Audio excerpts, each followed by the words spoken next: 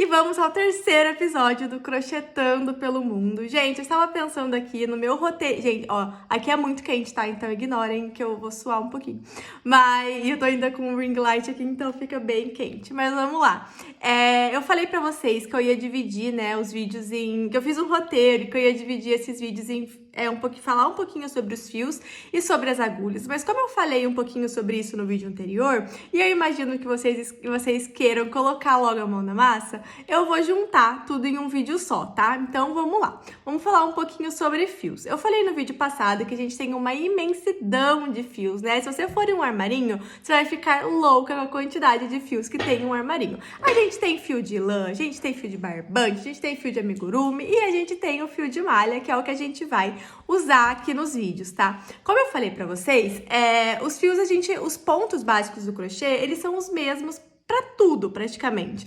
Então, não vai impedir que você veja um vídeo de fio de malha e aplique ele no crochê. Você sempre vai ter que ter uma ideia de dimensão, né? Porque a dimensão do trabalho vai ser diferente. Tem alguns fios que funcionam melhor para um determinado tipo de... alguns pontos que funcionam um pouco melhor para um determinado tipo de fio. Mas para aprender, você consegue aprender com qualquer tipo de fio. E aí depois, dependendo do seu interesse, né? E o que você pretende fazer com esses pontos que você for aprendendo, daí sim você vai ter que pensar em qual fio você vai comprar. Mas se você for em um armarinho, você vai ficar louca com a quantidade de fios que tem lá, você vai ficar, ai, o que eu compro, como compro? E uma coisa que é legal é você ter uma ideia dos fios, tá? Então, assim, pegue nos fios, entenda como que eles funcionam. Ah, se o fio é 100% algodão, se ele não é 100% algodão, qual é a diferença? Se um fio é um pouquinho mais sintético do que o outro. Toca nos fios assim, tenta entender um pouco melhor dos fios, tá? Mas quando você for fazer uma peça, você vai já começar com um fio específico. E aqui, então, a gente vai falar hoje sobre os fios de malha, tá? Especificamente os fios de malha. Sobre os outros fios, eu comentei um pouquinho no vídeo anterior. Não vai ser o foco aqui, tá? Pelo menos agora, que eu não tenho pra mostrar pra vocês. Como eu tô aqui, já quem acompanha nos stories sabe que eu tô com uma dificuldade de localizar fios aqui na Itália. Então, eu achei os fios de malha. A gente vai trabalhar com fio de malha. Eu vou falar um pouquinho sobre eles hoje. E também vou falar sobre a utilização de agulhas com eles, porque é um pouquinho diferente, né? Porque o fio de malha, principalmente o residual, que é esse aqui, ele não tem uma gramatura constante durante todo o fio, e você pode comprar 2 fios na mesma loja, na mesma hora, e eles virem com espessuras um pouquinho diferentes. Então, vamos lá. O fio de malha, ele pode ser premium e residual. O fio premium, como o nome diz, ele é um pouquinho mais especial, digamos assim. Você vai ter uma cartela de cores específica, você vai falar com a loja, sempre que você precisar daquela cor, a loja vai ter, ela vai ter uma cartela de cores para te mandar.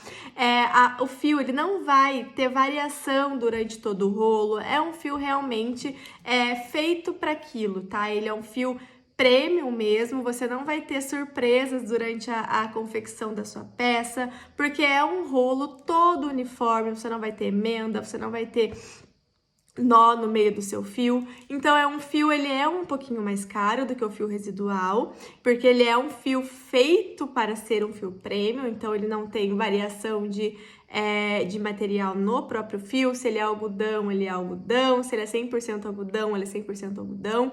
Então, ele vai ter sempre essa regularidade, tá? Na composição do fio, na cor, etc. Por isso que ele é chamado de fio premium. As peças com fio premium, elas ficam bem regulares, porque ela não tem essa mudança aí de espessura e etc. Então, é um fio muito gostoso de trabalhar. Eu, no entanto, trabalho com fio residual, tá? O fio residual, ele nada é como o nome diz, ele é o resíduo de fio. Então, ele é resíduo de peças em malharias, e ele é resíduo de fio mesmo em confecções, tá? Por isso que ele tem esse nome residual. Ele é o resíduo de material. E por ele ser um resíduo, muitas vezes ele tem diferenças no mesmo rolo. Então, você pode pegar um rolo de fio residual que tenha nó, você pode pegar um rolo de fio residual que tenha emenda, que tenha variação de espessura no fio e que tenha, inclusive, variação na própria textura do fio, tá? Esse rolo aqui que eu tô na mão, ele começa um pouco mais elástico, e se eu andar um pouquinho nele aqui, ó, Aqui ele já não é tão elástico, ele é um pouquinho mais seco, tá? E isso acontece bastante no fio de malha, mas, gente, o que a gente tem que entender no fio residual é que quando a gente começa a trabalhar, entender um pouquinho mais dele, tudo é remediado no fio residual, tá? Não quer dizer que você compra um fio mais seco, que ele é ruim ou que você não vai conseguir usar ele em algum momento do seu trabalho, tá? O que eu recomendo para quem tá começando é um fio um pouquinho mais maleável, tá? Mais elástico, assim, porque eu acho que no trabalho ele fica melhor de manusear. Um fio mais seco, você vai ter uma dificuldade maior de puxar o ponto, então pode ser que você machuque um pouquinho a sua mão, que pese a sua mão quando você for trabalhar muito ele. Então, nesse início, eu recomendo que vocês procurem um fio um pouquinho mais elástico, tá? Que eu acho que vai facilitar muito no trabalho de vocês. Então, esse é um pouquinho da diferença de fio residual e fio premium. Não achem que vocês vão sempre acertar no fio, tá, gente? No fio residual. O fio residual é um pouquinho de loteria, por isso até que eu falo pra vocês no começo irem em um armarinho pra dar uma olhada, a chance de você escolher um fio mais condizente, assim, com o que você procura é melhor, tá? Mas não quer dizer também que você vai olhar ali um rolo de fio, ele vai parecer pra você que tá ótimo, que tem uma espessura média, assim, ó, isso aqui é uma espessura boa de um fio. Vai depender, claro, da peça que você quer fazer, mas para um começo, para aprender um fio de espessura média, assim, é muito bom. Mas pode ser que você passe um pouquinho do rolo e ele mude um pouco. Mas são coisas que a gente vai aprender aqui a remediar. Tem vários vídeos no YouTube também que vocês podem aprender como driblar aí emenda, como driblar nó no fio de malha. Outra vantagem Então, vamos lá, né? Na verdade, as vantagens do fio residual. Ele é mais barato, tá? Você encontra ele com mais facilidade nos armarinhos. Nos armarinhos, eles vendem basicamente fio residual. Eu não lembro de ter visto fio premium em armarinhos. Mas como o fio premium tem essa regularidade de espessura, de qualidade, etc., se você quiser trabalhar com fio premium e ter menos percalços aí no seu trabalho, você pode procurar no Instagram mesmo. Se você escrever fio de malha, você vai achar diversas lojas. E além disso, você pode... Se você jogar no Google também você vai achar. Então, o fio premium você pode comprar online, porque ele é mais fácil, porque não tem essa diferença de espessura, de qualidade do fio e etc. Para o fio residual, no começo eu recomendo que vocês vão em um armarinho, tá? Mas, ó, vamos lá, vou até mostrar para vocês aqui. Eu tenho 2 fios aqui comigo agora, e eles são bem diferentes, quer ver? Se vocês olharem esse fio branco aqui, ó, ele é bem elástico, ele é um tecido um pouquinho mais fino, ó. Ele é bem elástico, mais fino, ele tem uma lycrazinha. Esse aqui, ó, ele é mais seco, ele não é tão transparente como o fio branco, ele não é tão elástico.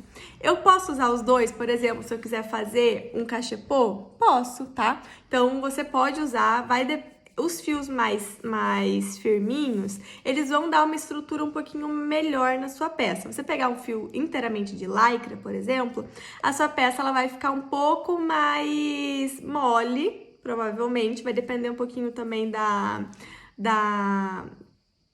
do seu ponto, né? Se seu ponto ele é mais frouxo, ele é um pouquinho mais apertado, mas você pode usar, tá? O que eu quero falar pra vocês aqui é que a diferença dos fios, você comprar um fio que é um pouquinho mais elástico e um fio que é um pouquinho mais seco, não quer dizer que um é melhor ou um é pior, tá? Você vai poder usar os dois para determinadas peças, e isso você vai aprendendo muito no toque, vai aprendendo muito na experiência mesmo que você vai tendo com os fios, beleza?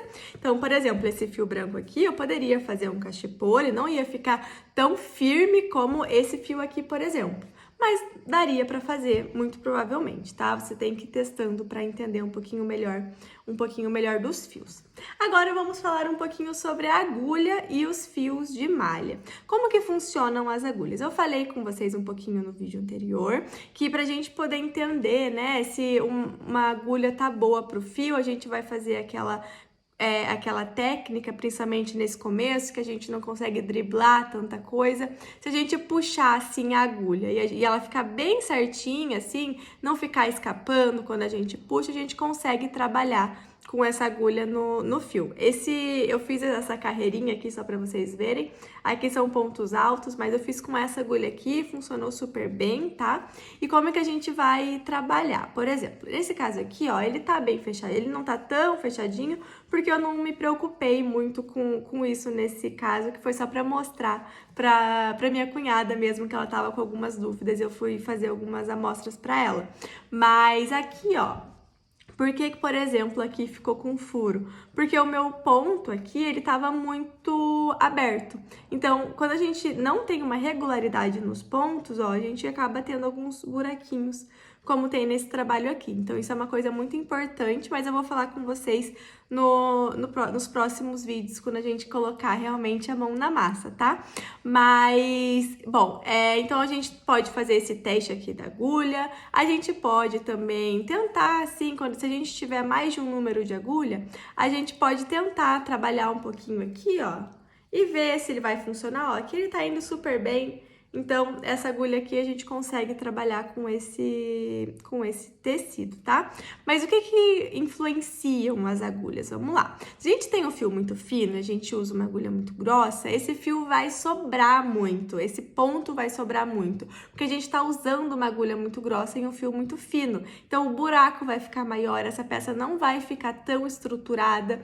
A gente pode usar isso, uma agulha um pouquinho maior para fazer alguns tipos de trabalho, como tapete, por exemplo. Se a gente quiser fazer um tapete de fio de malha, ele não pode ficar muito firme, assim, muito seco, porque ele tem que ter uma certa ser um pouco malhável quando a gente tá fazendo principalmente o tapete redondo, porque ele tem que acompanhar todo o trabalho. Então, para um tapete, a gente pode usar um número um pouquinho maior de agulha para um fio que não necessita de uma agulha assim tão, de uma numeração tão alta de agulha, tá? Mas quando a gente tá falando, por exemplo, de um cachepô, um cachepô como esse aqui, ele tem que ser firme. Então, ó, o que eu falei de firme, esse aqui ele é bem firminho.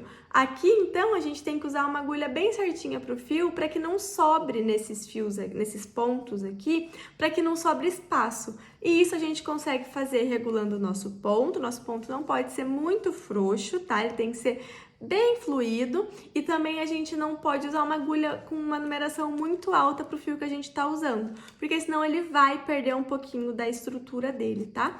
Então, vai sempre depender do trabalho que a gente vai fazer, mas é interessante, principalmente no começo, que a gente tente trabalhar com a agulha bem certinha pro nosso fio. Então, a gente pode fazer essa técnica aqui, né? E aí a gente pode testar também. Aqui é bem certinho, esse aqui dá bem certinho. O preto eu tinha falado no vídeo anterior pra vocês, que ele é um pouquinho mais, como ele é um pouquinho mais seco que esse branco, ele é um pouquinho mais grosso também. Então, a gente poderia trabalhar nele aqui a agulha 7, aqui ó, da agulha 7, mas a gente também poderia usar aqui uma agulha 8 para fazer um cachepô, por exemplo, tá? O cachepô é isso que eu acabei de mostrar pra vocês. Então, bom, falei um pouquinho aqui sobre os fios residuais, fios prêmios, um pouquinho da agulha. E para esse início, eu acho que isso já tá mais que suficiente para vocês. Eu não vou trazer aqui também muita informação.